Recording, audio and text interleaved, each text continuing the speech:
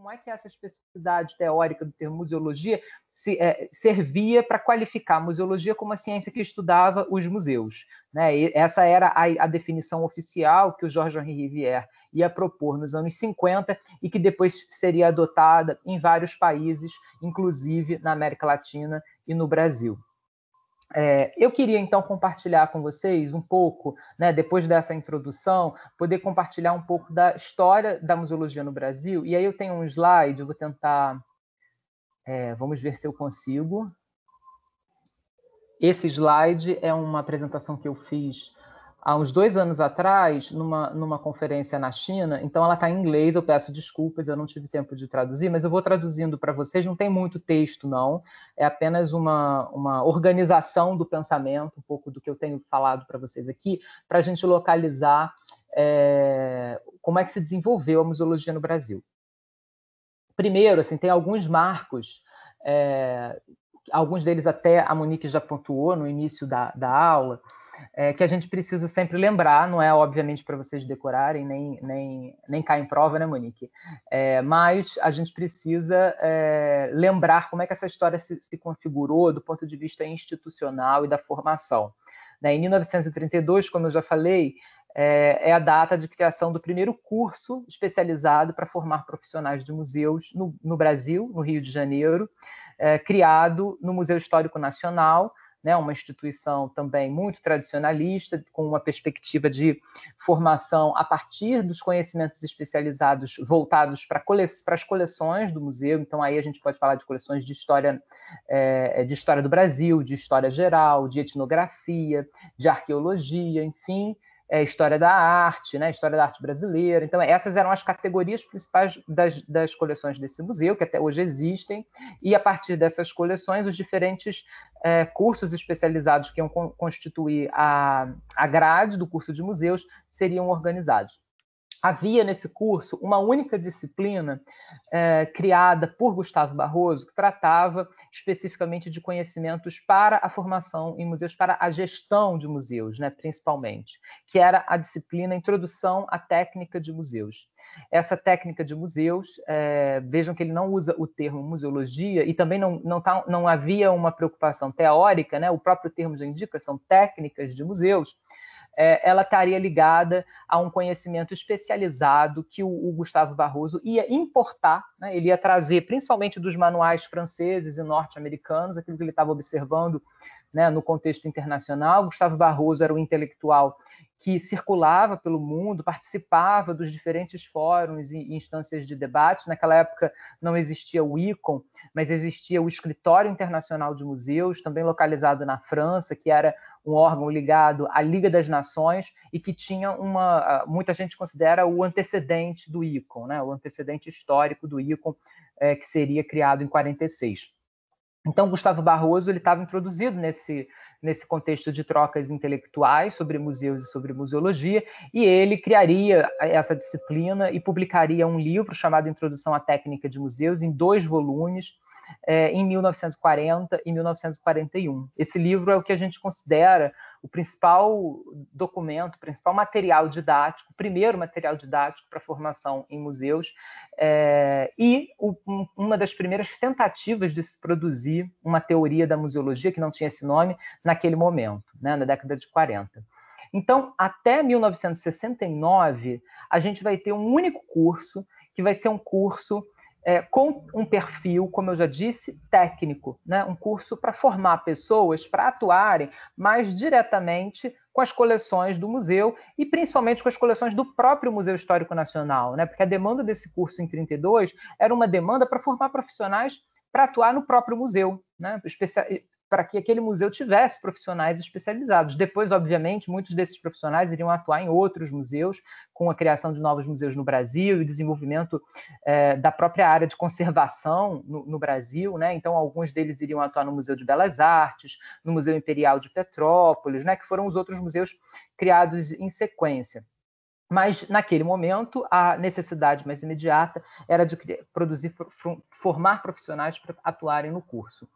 E aí esse curso vai se desenvolver, vai obviamente se tornar mais especializado com o passar do tempo, né, com mais conhecimentos especializados na área de museus, mas a gente não vê esse curso necessariamente como um curso acadêmico em museologia, porque como eu já falei no início da aula, a ideia de uma museologia disciplinar acadêmica, ela só surge na segunda metade do século e ela vai se desenvolver a partir de um pensamento que é fomentado ali dos anos 50 para os anos 60 no mundo, né? O Brasil não ficou atrás desse processo, os brasileiros e a produção brasileira sempre acompanhou esse processo e contribuiu para o contexto internacional. Esse é um ponto importante que eu sempre gosto de chamar a atenção, mas vai ser apenas em 1969 que a gente vai ter o primeiro curso acadêmico de museologia no Brasil, mas eu chamo sempre a atenção de que na Bahia, em 1969, já iria se oficializar a criação de um curso de museologia com o nome Curso de Museologia na Universidade Federal da Bahia.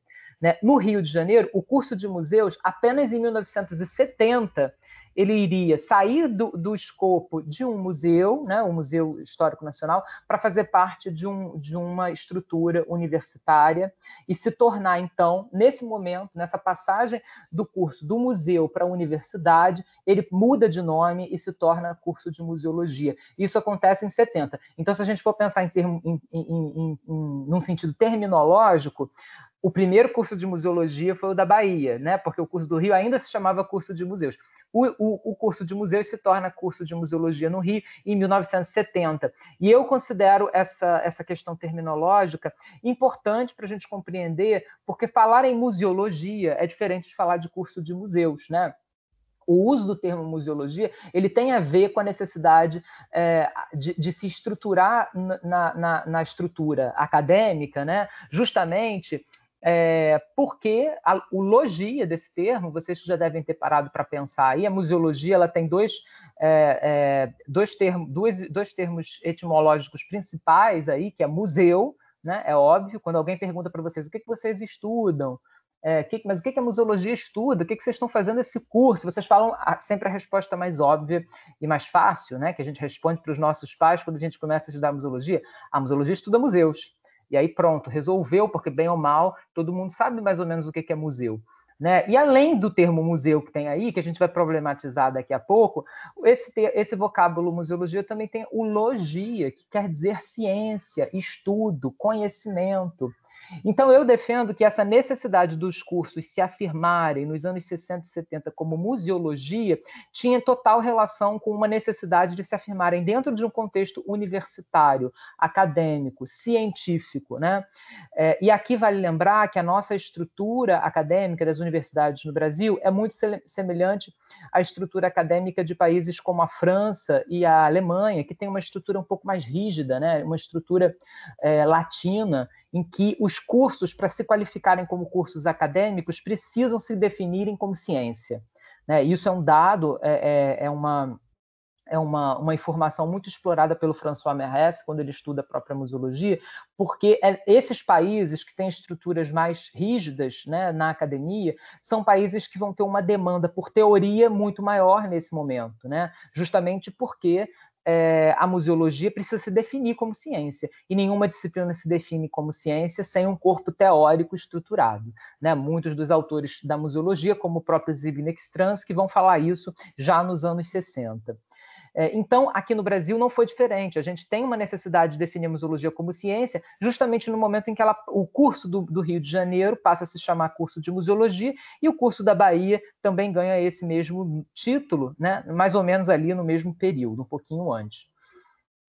Bom, e aí os dois cursos, aqui só para a gente ter uma linha do tempo, um pouco do desenvolvimento do campo no Brasil, os dois cursos de pós-graduação, os dois primeiros. Primeiro a gente tem em 78 a criação de um curso de especialização em museologia em São Paulo, na Fundação Escola de Sociologia e Política de São Paulo, um curso criado por Valdiza Rússio. Né? E no Rio de Janeiro a gente vai ter o primeiro mestrado, criado em 2006, na Universidade Federal do Estado do Rio de Janeiro, a Unirio, e o doutorado criado em 2010, sendo ainda o único doutorado que nós temos até hoje. Hoje nós temos uma quantidade maior de cursos de mestrado, se eu não me engano são 5 ou 6, mas o doutorado o único ainda é no Rio. Bom, então, Esse é o Museu Histórico Nacional, que vocês estão vendo aí, é onde o curso foi criado pela primeira vez, e depois passou a fazer parte da universidade. E uma pergunta que todos se faziam nesse momento em que o termo começou a aparecer, né, e que é uma pergunta que depois vai ressoar nos diversos fóruns acadêmicos e teóricos da museologia, é se a museologia é teoria ou é prática em museus. Eu acho muito interessante que essa pergunta, quando a gente vê ela sendo feita nos textos, ela tem sempre o ou, né? Eu acho que esse ou, ele não é por acaso, ele diz respeito a uma divisão do conhecimento que vai acontecer em determinado momento na história da museologia e que vai ser imposta para a organização de todo o conhecimento museológico no mundo todo. Né? Por que não poderia ser teoria e prática, que é um pouco o que a gente defende hoje, né? Que a museologia seja vista como um corpo de conhecimentos teóricos e práticos. Né? Havia um motivo para isso. Havia um motivo de um período que eu chamo, nas minhas análises, de uma museologia normativa. Aqui eu vou definir a museologia em 3 fases, um pouco me baseando em trabalhos anteriores, como a própria Sueli Cerávulo, que vai definir em outras fases, mas a partir do olhar desse trabalho, principalmente da produção do ICOM e do ICOFON, a gente poderia vislumbrar, né, isso é só uma das possíveis ideias de organizar, uma das possíveis formas de organizar o conhecimento em museologia, mas eu diria que a gente poderia organizar em 3 fases. A primeira delas é a museologia normativa. Essa museologia normativa, ela se baseava muito em documentos que eram tratados, manuais, né, manuais internacionais, um pouco dentro desse escopo do ICOM, como uma organização internacional que vai querer, de alguma forma, normatizar todo o conhecimento do mundo a partir dos profissionais que eram considerados, né, e até hoje, de certa forma, são uma elite do mundo museal. Então, essa elite do mundo museal, que era, naquela época, nos anos 40, quando o ICOM foi criado, muito menor, muito mais elite, né, do que é hoje, mas essa elite, ela se reunia para produzir um conhecimento que seria aplicado nos diferentes contextos do mundo, nas diferentes universidades, e era um conhecimento absolutamente normativo. Ele não era produzido em textos reflexivos, acadêmicos, mas era produzido por meio de manuais, né, tratados. Aí no meio da tela vocês estão vendo o Tratado de Museografia, que é um tratado produzido em 1934, nessa época não tinha nem ICOM, né? Mas já era uma organização internacional que propunha a diferenciação, por exemplo, entre museografia e museologia, e a museografia aqui aparecia como um termo dominante, mas que também se referia muito mais a práticas do que a teoria. Enfim, e aí dos dois lados vocês têm a revista Museion, que foi a primeira revista especializada criada pelo Escritório Internacional de Museus, e do outro lado, mais recente, a revista Icon News, que era um boletim, um periódico do Icon, que dava as notícias internacionais de museus e, obviamente, também com um pouco desse caráter informacional, mas também normativo, né? Aí, mais uma vez, a Museion, e para apontar como que o Rio de Janeiro, o curso do Rio de Janeiro, estava alinhado com essa produção de conhecimento internacional, né? Nesse suplemento de 1939, vocês vão ver uma nota, né? Uma nota sobre o curso de museus, falando do ensino de museografia no Rio de Janeiro. Vejam que o termo utilizado era museografia, embora o curso se chamasse curso de museus, né, e as disciplinas especializadas se chamassem técnica de museus, mas mesmo assim o termo que aparece é museografia, né, e aqui, para vocês terem uma ideia, essa nota vai descrever o curso, dizendo que é um curso lecionado no Museu Histórico Nacional, visando duas finalidades principais: formar conservadores de museus, e aí conservadores de museus, mais uma vez, né, é um termo muito utilizado até hoje na França, é o termo que define a categoria profissional. Não existe na França a ideia de museólogo, né, como a gente entende aqui, ainda se fala em conservador de museus para os profissionais que atuam mais na prática em museus. Licença, o professor travou. Perdão. Oi, Joaquim? Sim. Oi. Travou.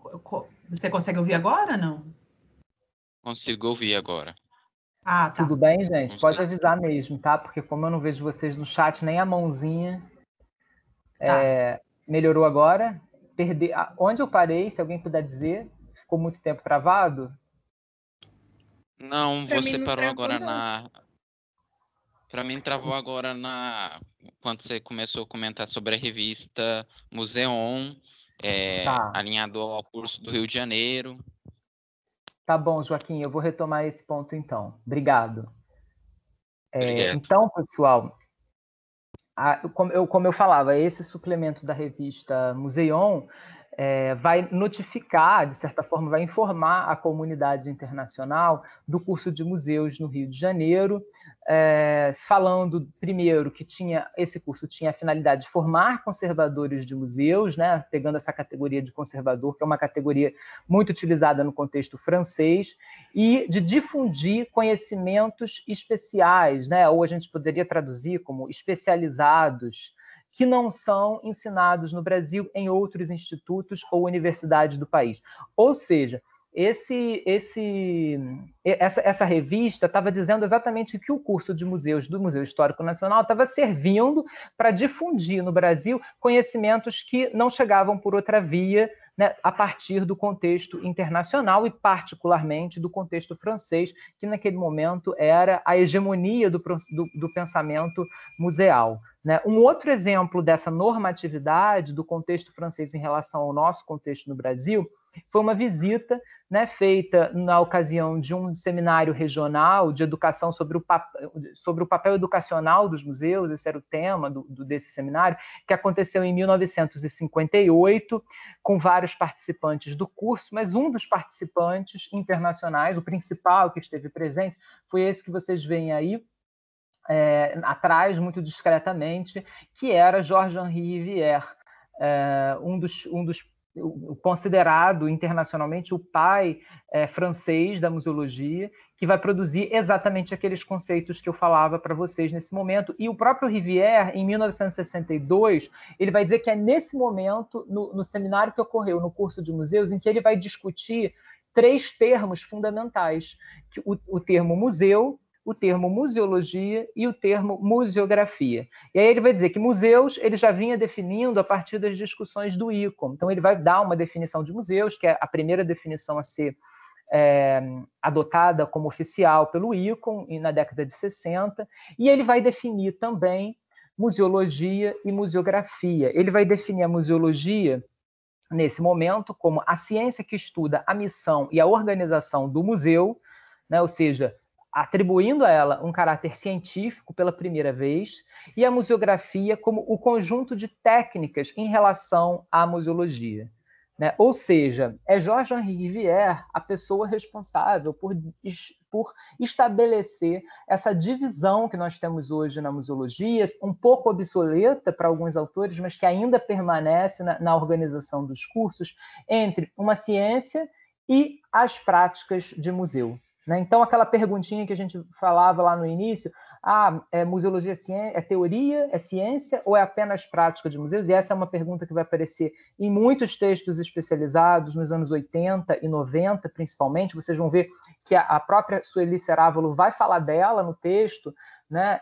É uma pergunta que, na verdade, tem como pressuposto uma divisão que foi criada lá atrás, na década de 50, por Georges-Henri Rivière, a tal ponto que, para vocês terem uma ideia, essa divisão ela é tão naturalizada na museologia, ou por algum momento ela foi tão naturalizada, que o curso de museologia da Unirio, por muito tempo, dividiu os seus conhecimentos, né, entre teoria e prática, sendo que as disciplinas de teoria se chamavam museologia, 1, 2, 3, 4, e as disciplinas de prática se chamavam museografia, né? 1, 2, 3, 4. Quando eu e Monique, por exemplo, estudamos no Rio, era assim que as disciplinas estavam organizadas. Hoje já há uma divisão entre comunicação, pesquisa, preservação, documentação, mas naquela época era tudo ou museologia ou museografia.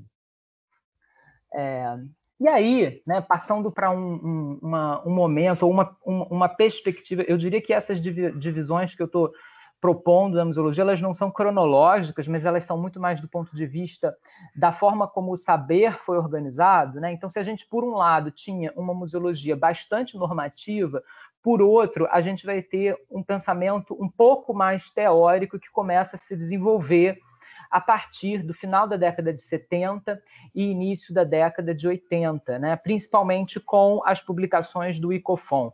E aqui a importância da gente também reconhecer o caráter histórico desse comitê, porque quando o ICOFON vai ser fundado, em 1970, ele já vai partir de algumas discussões conceituais que vinham sendo feitas por autores, principalmente, né, e aí descentralizando um pouco essa geopolítica da museologia, que até o Georges-Henri Rivière estava muito centrada na França, como vocês veem, né? Até o pensamento aqui no Brasil era muito influenciado e tutelado pelo pensamento francês, mas a partir de 80, a gente vai ter uma descentralização disso, e eu defendo que é muito em função do ICOFON, que é um comitê que vai ser criado em 1977, com um escopo internacional, trazendo para as discussões dentro do ICON, por exemplo, o pensamento de autores do leste europeu, por exemplo, o pensamento de autores latino-americanos, né?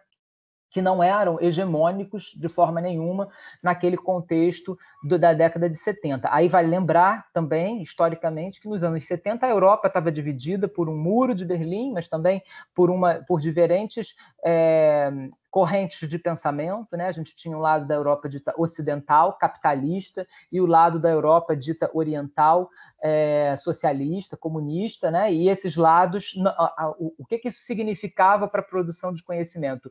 A produção, as publicações, os textos não circulavam de um lado para outro. Então, a gente vai ter que, até esse momento, enquanto Georges-Henri Rivière estava escrevendo os manuais e determinando vocabulários específicos e definições de termos e conceitos no ICON, a partir da França, a gente vai ver se desenvolver no leste europeu, mais especificamente na Tchecoslováquia, né, na atual República Tcheca, mas que naquela época era Tchecoslováquia, um pensamento muito mais teórico e muito mais, eu diria, rebuscado e complexo do que aquele que vinha sendo desenvolvido na França. Né? E um dos expoentes desse pensamento era Zbigniew Stransky, um profissional de museus tcheco, que vai participar em 1962 da criação de um curso de museus em parceria com a Universidade de Brno, a cidade onde ele vivia, e o Museu da Morávia, que era o museu onde ele trabalhava, um museu de antropologia, dentro desse museu, e com parcerias diversas com professores da universidade, e a partir de uma idealização do próprio diretor do museu, o Jan Jelinek, ele vai criar um curso de museus, um curso de museologia, né? Importante pontuar que já teria esse nome, museologia, e um curso dentro da universidade com parceria com o museu, ou seja, ele que era um profissional de museu, que atuava na prática, se tornava um acadêmico também, adquiria um novo status para lecionar nesse curso. Mas qual é o diferencial do Stransky em relação a outros pensadores que criaram esse curso, como o próprio Jelinek, que era diretor do museu? A especificidade do Stransky é que ele tentou, efetivamente, nós consideramos na museologia que ele foi o primeiro a tentar definir a museologia como ciência. Stransky vai dizer, num primeiro momento, ainda na década de 60, que para a museologia ser uma ciência, ela precisava de pelo menos 3 ou 4 coisas. Né? O primeiro ponto seria definir uma metodologia própria. Né? E isso é uma coisa que ele vai tentar muito, e até hoje a gente discute muito a metodologia da museologia. Um segundo ponto era ter um objeto de estudo próprio. Né? O que a museologia estuda? E de cara, nesse ponto, que é um ponto bastante discutido na museologia até hoje, de cara o Stransky vai dizer que a museologia não pode estudar os museus, porque os museus são uma instituição, eles não são objeto de estudo. Né? Se a pedagogia não estuda as escolas, se a medicina não estuda os hospitais, a museologia tampouco poderia estudar os museus. Então, que objeto de estudo é esse que a museologia tem para se qualificar como ciência? Esse era um segundo ponto. O terceiro ponto seria ter termos e conceitos específicos, ou seja, uma terminologia comum, como outras ciências têm termos que são próprios e que permitem os seus especialistas se comunicarem. E um quarto ponto, que de certa forma sintetiza tudo isso, era ter uma teoria estruturada. Essas eram as 4 coisas que para Stransky a museologia tinha que ter, senão ela não seria uma ciência. E ele vai definir, ele vai tentar, na obra dele, que é uma obra teórica bastante complexa e bastante discutida no mundo, né? Principalmente depois com a criação do ICOFON, que o pensamento de Stransky vai circular, em certa medida de forma fragmentada, mas muitos autores vão interpretá-los. A gente tem no Brasil duas profissionais que já atuavam no ICOFON pelo menos desde a década de 80 e que vão difundir o pensamento de Stransky no Brasil, que são Valdiza Russo Guarnieri e Teresa Scheiner, né? E depois a gente vai ter várias outras autoras, como Maria Cristina Bruno, Marília Xavier Cury, que vocês estão lendo aí o texto dela com conceitos especificamente inspirados em Stransky, né? Enfim, são autoras que vão, no caso brasileiro, trazer esse pensamento, né, e aplicá-lo no ensino de museologia e na defesa do campo como um campo científico, né? Algo que vai ser muito potente na museologia nos anos 90, principalmente. Então, essas primeiras publicações do ICOFON, elas estavam pautadas naquelas perguntas que Stransky já vinha colocando do outro lado do muro, na Europa, que ninguém via e que ninguém prestava atenção, sobre o sentido de museologia, né? E na teoria que ele vinha formulando, né, a partir dessas 4 coisas que ele sentia falta, que ele dizia que a museologia não podia ser ciência porque ela não tinha essas 4 coisas, ele iria definir a primeira delas, né, que é o objeto de estudo da museologia. Ele se debruçou principalmente sobre essa questão a conclusão, né, muito longe de ser conclusiva, mas de fato ele chega a uma conclusão no final dos anos 60, primeiro que a museologia não poderia ter um museu como objeto, então ele vai propor que o objeto da museologia seria um conceito que ele vai definir como musealidade, né? Então, a ideia de musealidade, que inicialmente para Stransky vai ser a qualidade específica, a qualidade documental dos objetos de museu, né, é um valor, né? Ou seja, ele vai definir a museologia como uma ciência que estuda os valores atribuídos às coisas, né, e não necessariamente uma instituição que guarda esses objetos de valor. Então, percebam que ao propor o conceito de musealidade, que está no texto também da Marília Xavier Cury, é um conceito que ela trabalha muito até hoje, ela é no Brasil uma das pessoas que explorou mais esse conceito nos seus textos, esse conceito, para Stransky, ele permite deslocar o pensamento museológico da instituição museu para aquilo que o museu faz, que é a construção de valores. Eu tenho certeza que ao longo do curso vocês vão explorar muito mais essa discussão com a professora Monique. Essa é uma discussão bastante complexa. Até hoje na museologia nós temos diferentes vertentes e perspectivas sobre o conceito de musealidade, mas esse conceito de musealidade que está pautado num primeiro conceito, que é, obviamente, o conceito de objeto de museu, que Stransky vai chamar de musealia, né? Então, musealia é o objeto que recebe musealidade, que tem esse valor atribuído da musealidade. E o terceiro conceito que ele define, que a gente já poderia inferir só de entender o que é musealidade para ele, é o próprio processo de atribuição de valor, que é a musealização. Esse conceito que vai ter hoje muitos estudos que vão defendê-lo, né? E eu sou uma das pessoas que defendo que a musealização de fato é o objeto da museologia, de fato é aquilo que nós deveríamos estar mais atentos para considerar como do nosso interesse, porque a musealização ela é mais ampla do que os próprios museus. Né? Quando a gente fala em museu, e isso não sou eu que estou dizendo, isso são palavras de Stransky, o museu ele é um meio para se alcançar alguma coisa, mas ele não é a finalidade em si. Né? A finalidade é musealizar, é atribuir valor. O museu é uma ferramenta dessa atribuição de valor. Ele pode se objetivar ou não pode se objetivar, ou ele pode se objetivar de várias outras formas. Mas, independentemente da forma como o museu vai se objetivar, há um processo mais amplo que acontece, que é a musealização. E é nesse processo que atuamos nós, museólogos, e é desse processo que trata a museologia. Essa discussão, que eu estou resumindo muito aqui, mas tem textos publicados em língua portuguesa, em diversos periódicos brasileiros que vão detalhar muito mais ela, é uma discussão que vai levar a uma produção de um material teórico a partir dos anos 80 e principalmente nos anos 90 no ICOFON. Aí na tela vocês estão vendo 3 publicações que são iniciais da museologia. A primeira delas é o Dotran, ou MUOP, né, que foram os primeiros livros editados pelo ICOFON, que se chamam Documentos de Trabalho em Museologia.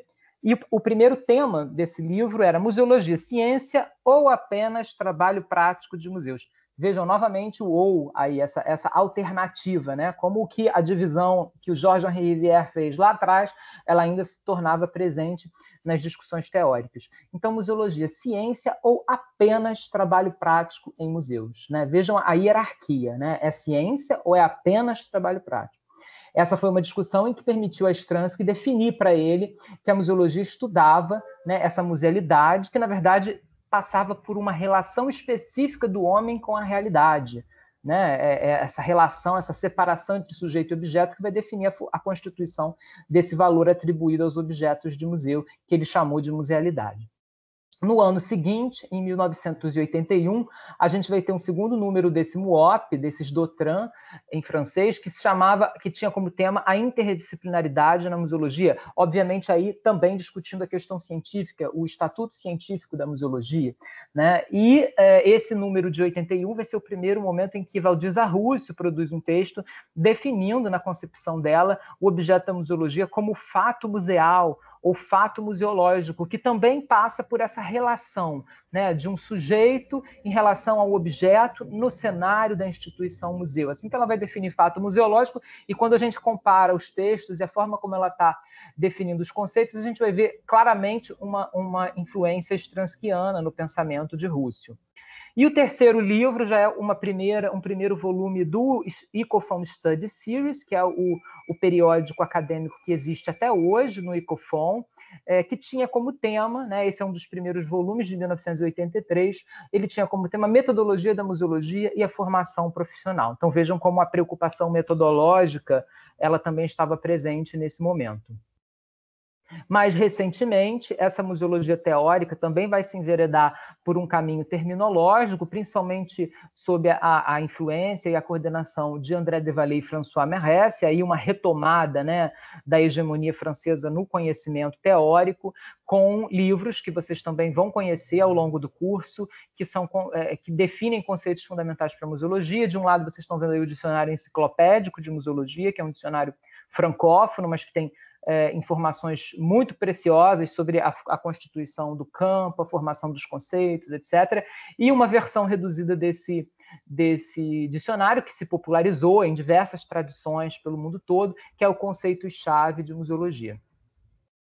Aqui, alguns teóricos do Ecofon, que vocês certamente leram nos textos da aula de hoje, né? E aí vejam como, de alguma forma, esteve demarcado nessa produção teórica autores principalmente do leste europeu, franceses, né, no caso do André Desvalets, e da Europa Central ali, Peter Van Mensch, Tomislav Sola, Ivo Morevich, esses dois últimos croatas, né? Então é uma diversidade de autores da Europa e também uma presença importante dos autores e das autoras, né? E aí é fundamental pontuar esse recorte de gênero, porque as autoras latino-americanas eram predominantemente mulheres, né, ainda são, né, e são as autoras que participavam desde os primeiros momentos, não só as brasileiras, que eu já citei, Valdiza Russo e Teresa Scheiner, mas também outras latino-americanas, como de países como Argentina, México, Cuba, né, pessoas que participaram ativamente dessas primeiras discussões teóricas e acadêmicas do campo. Aqui duas frases de autores que sempre discutiram a história da museologia. O Tomislav Sola ele vai dizer nos anos 80 que uma coisa é certa: em algum momento no futuro, as concepções individuais e as suas anunciações, ou vamos dizer assim, preceitos, vão se convergir, vão se juntar em um sistema compacto. Né? Quer dizer, ele já estava antecipando, o Tomislav Sola, que é um autor que até hoje é muito ativo na museologia, croata, ele já estava antecipando a constituição de uma ciência como um sistema compacto. Vejam como isso de fato nunca se concretizou, porque as ciências modernas, contemporâneas, na verdade, elas não são sistemas compactos, mas havia uma ambição de integralizar um conhecimento que fosse específico da museologia. E aí depois uma frase que eu gosto particularmente, do Peter Van Mensch, que ele vai dizer: o futuro da museologia como uma disciplina acadêmica depende da sua relação recíproca entre teoria e prática. Bom, então, a partir dessas discussões teóricas, a gente vai chegar numa fase, né, que não é final de modo nenhum, mas de uma produção mais reflexiva da museologia e mais crítica da museologia, que é o que a gente poderia chamar, como eu proponho aqui, de museologia reflexiva, com textos não tanto preocupados em constituir um sistema integrado, né, ou compacto, como Tomislav Solow vai dizer da museologia, mas de simplesmente, né, o que já é o bastante para uma ciência contemporânea, para uma disciplina das ciências humanas, definir um lugar de crítica e de reflexão constante para a museologia. Aqui vocês estão vendo algumas produções que eu estou colocando aleatoriamente, mas que são produções dessa última fase do ICOFON, dos últimos anos, principalmente dos anos 2000, 2006 em diante, né, em que a gente vai ter discussões críticas sobre o conceito de museus, discussões críticas sobre o pensamento, por exemplo, pós-colonial. Agora mesmo estamos fazendo vários eventos com o tema de descolonizar a museologia, né? Esse livro vermelho que vocês estão vendo é o livro que eu organizei com o professor Anaildo Barassal sobre a produção de Stransky, ou seja, uma tentativa de se olhar para a produção existente de forma crítica e reflexiva, né? Assim como o último livro, Definir o Museu no Século XXI, foi uma produção de 2017, também organizada pelo professor François Merres, pensando criticamente as diferentes definições de museus e a possibilidade de se definir museu no século XXI.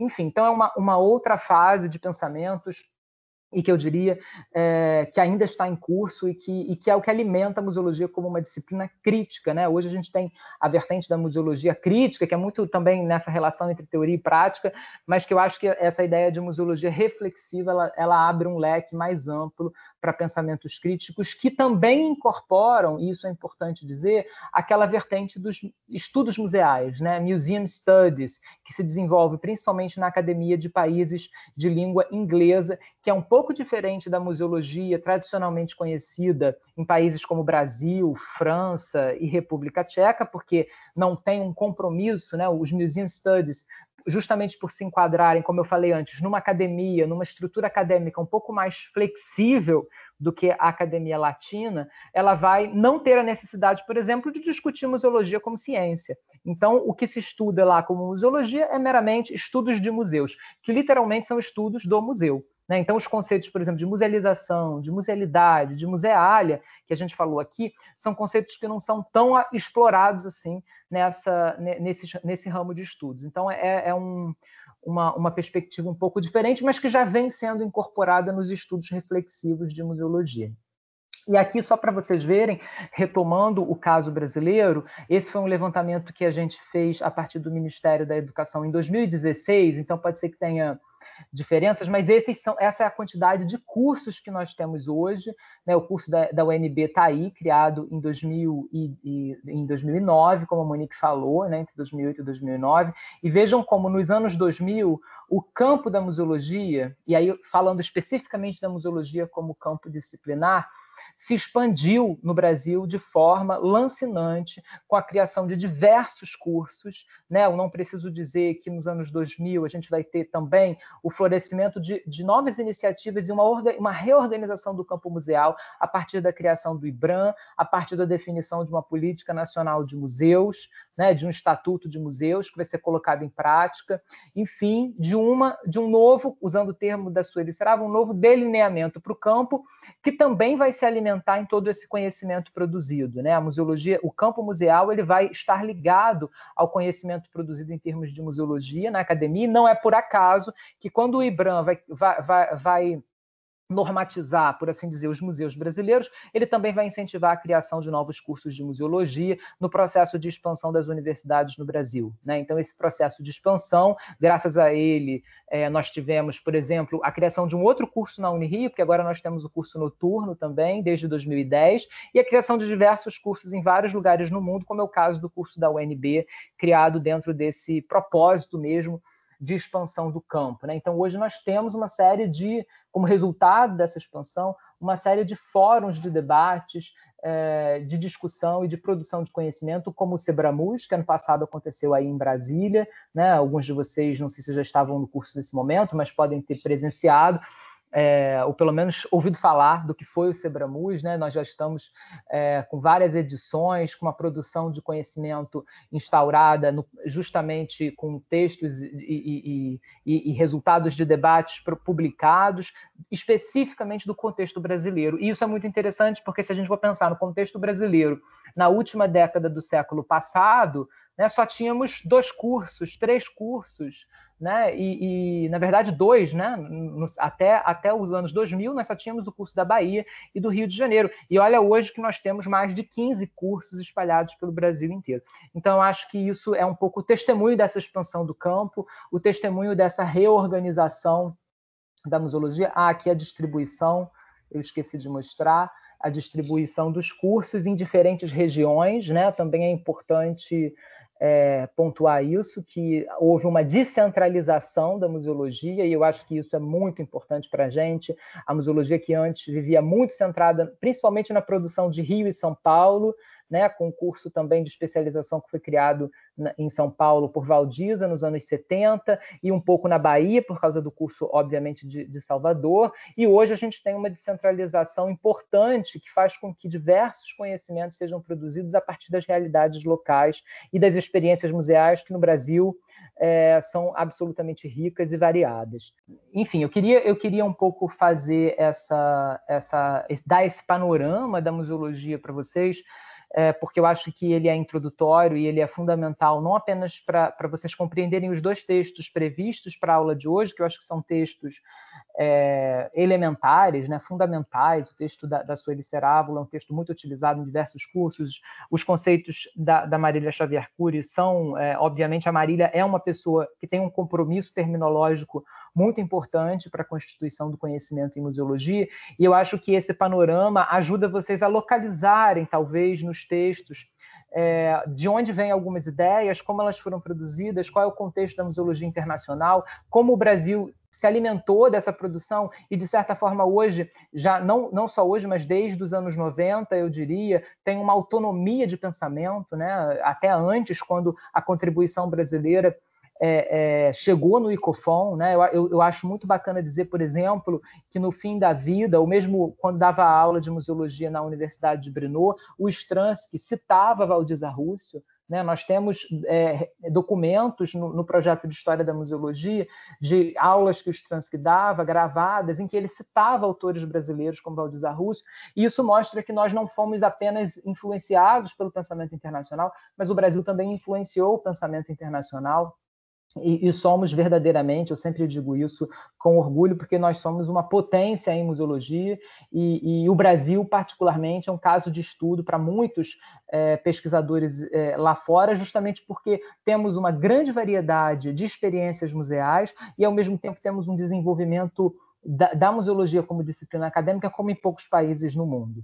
Enfim, eu tinha a intenção de aprofundar mais nos conceitos, mas essas são discussões bastante amplas, como eu falei anteriormente, né? Porque hoje nós temos diferentes vertentes do que se entende por musealização, do que se entende por musealidade e por museália.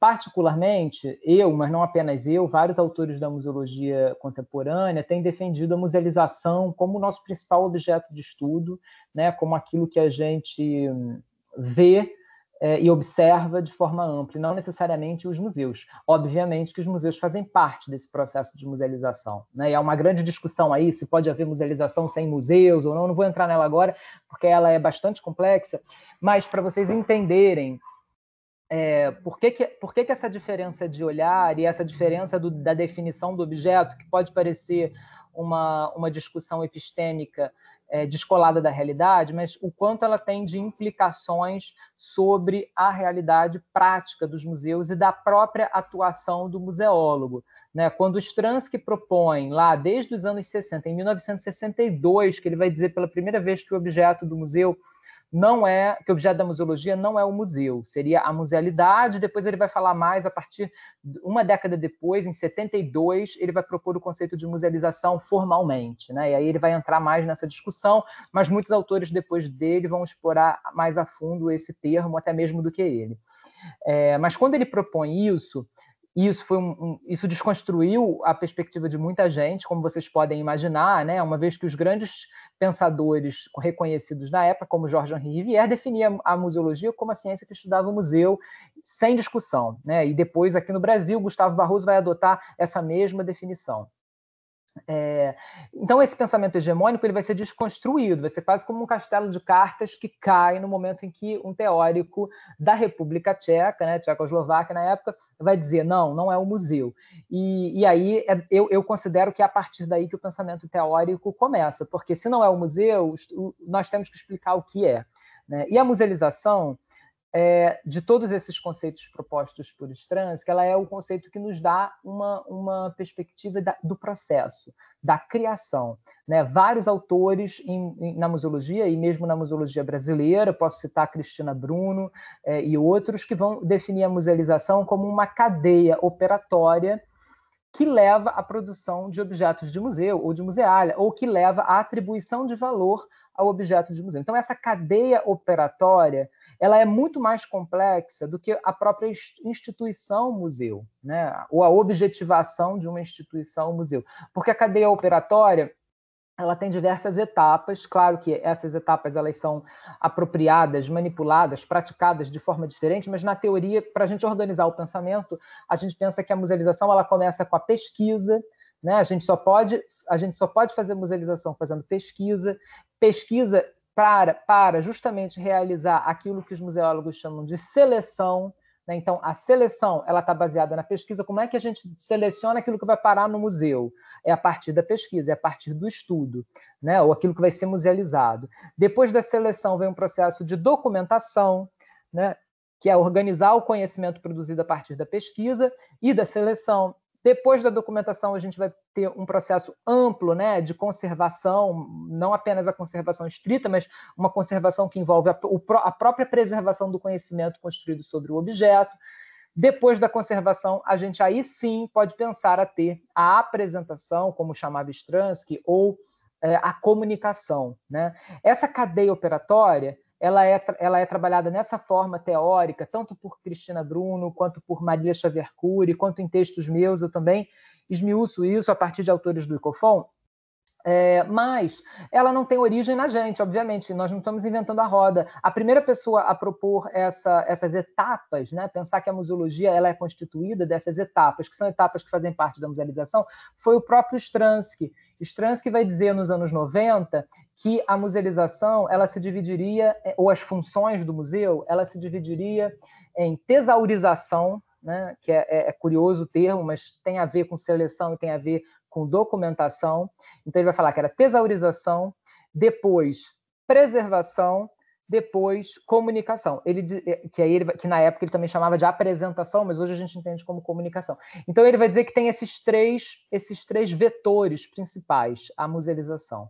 Né? Ou seja, ele é a primeira pessoa também que vai definir a musealização em etapas.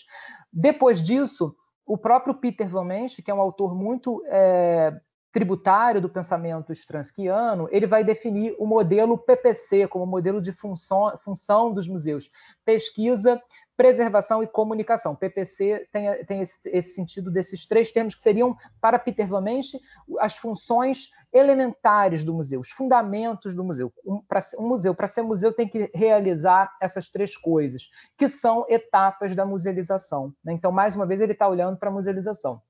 E aí ele vai considerar pesquisa, preservação e comunicação.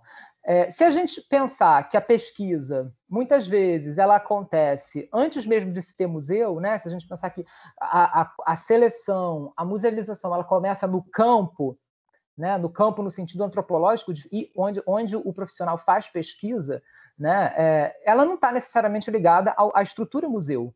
Né? Assim como se a gente pensar que a preservação, no seu sentido amplo, depende de uma conscientização social, ela também não está simplesmente reclusa no universo dos museus. E se a gente pensar ainda que a comunicação ela está para além dos museus também, né? Ou seja, aquilo que que a musealização vai produzir no público, ela não necessariamente está reclusa no universo da instituição, então a gente entende que o sentido de musealização extrapola a instituição museu. E essa é uma vertente da teoria museológica contemporânea que, de certa forma, obviamente, leva o pensamento straussiano às suas últimas consequências e propõe um entendimento do campo muito mais amplo do que se tinha antes. Eu vou dar um exemplo, por que isso é tão importante para a gente na museologia. Ontem mesmo eu estava dando aula no mestrado, aqui na Unirio, né, aqui virtualmente, como vocês sabem, e eu estou com uma turma de mestrado agora que tem alunos de diferentes gerações, né, como geralmente é no mestrado. E aí um aluno que se formou nos anos 90 no curso de museologia da Unirio, todos formados na Unirio, mas em diferentes momentos. E aí o aluno que a gente estava discutindo um caso específico de um museu de arqueologia, justamente a partir de um texto da Marília Xavier Cury também, né? E como no texto a Marília vai dizer que o profissional de museu, o museólogo, ele só entra no processo de constituição da exposição depois que o trabalho arqueológico todo foi feito. E ela vai apontar isso como um problema, né? Um problema porque o conhecimento já foi produzido, ou seja, a pesquisa já foi feita, e aí o museu chama o museólogo para fazer a exposição, né? Então, a gente estava discutindo uma questão prática, porque aí um aluno que se formou na Unirio nos anos 90 dizia assim, mas os meus professores diziam que o museólogo ele tem que dar assistência ao arqueólogo, ao trabalho do arqueólogo, e depois fazer a comunicação a partir disso. E os outros alunos formados mais recentemente diziam, não, mas o museólogo tem que estar desde o primeiro momento acompanhando o trabalho, fazendo o trabalho junto, né? Porque o museólogo é o grande mediador desse processo. Então, antes de existir museu, o museólogo já tem que estar lá no campo fazendo pesquisa junto com o arqueólogo. Idealmente, a gente sabe que isso não acontece na prática, mas idealmente seria isso.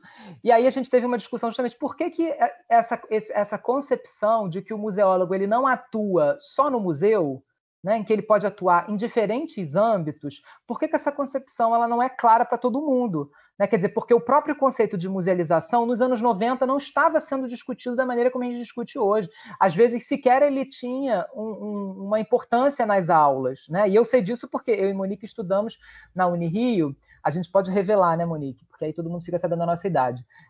No início dos anos 2000. E no início dos anos 2000, essa discussão sobre o objeto de estudo da museologia não era tão feita, né? Ela passava muito subliminarmente e a gente chegava a essa discussão lá no mestrado. Na graduação ela não era feita. Então o profissional se formava acreditando realmente que aquela informação que a gente dá para os nossos pais quando a gente entra na museologia, que a museologia estuda os museus, que ela é a verídica, e a gente sai para atuar no campo. Mas olha como isso reduz o nosso campo de atuação. Porque, outro exemplo, ano passado, o IPHAN abriu concurso para várias áreas e não teve vaga inicialmente para museólogo. Né? Foi um choque para a comunidade museológica pensar assim, poxa, o IPHAN, um órgão com o qual os museólogos sempre atuaram e contribuíram, não está abrindo vaga para museólogo.